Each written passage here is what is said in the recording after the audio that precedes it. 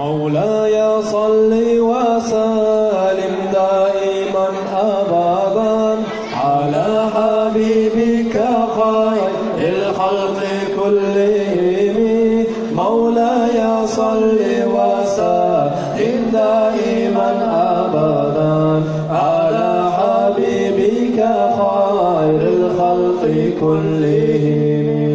Konaklık Rasulu Osman Asab çakıran Peygamber razı olup konaklık etme vargan. Konakta bulup ona yürüyen Rasul çıkır. Havaları sanagan Osman uzata gelir. Ne sanaysan Osman ne Resulullah soragan. Abadlarım sana iman değil Resul deyip aytkan.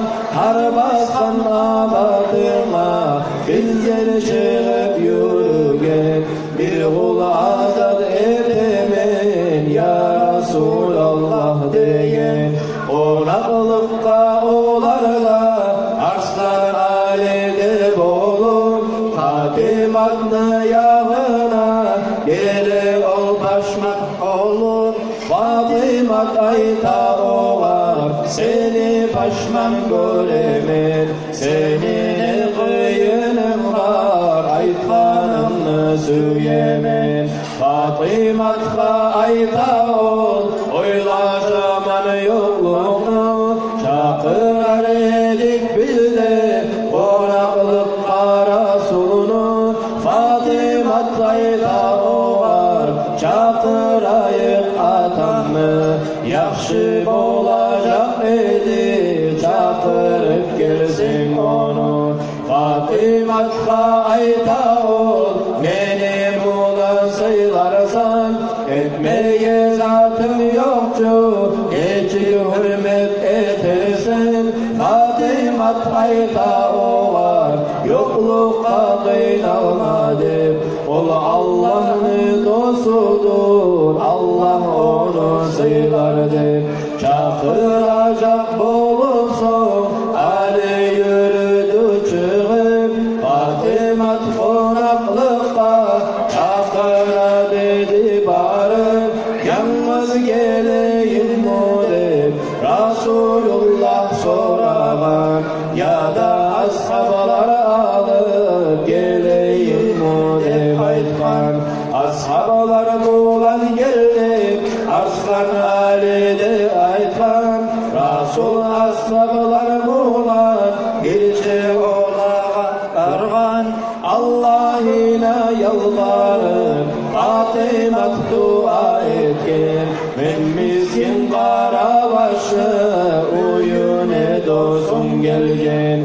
Beni uyaltıp koyma yesim sıyla bulanı. Bugün beni gücüm yok sıylama konaklanı. Duasın edip bitip Fatimat kazan algan.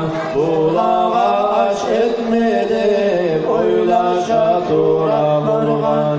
Fatimat ne kazanı türlü aşlardan tolgan. Onu aşağın kişi her bir lezzet tabağan. Getirip ol kazanı bulağa tepsi salgan. Fatimat ne aşından barısı da aşağın. Aşak bitkin zamanda Rasul bulağa aytkan.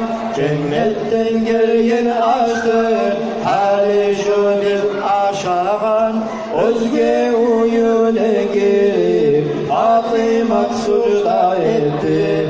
Allah'a şükür etip dağda şulay dedi.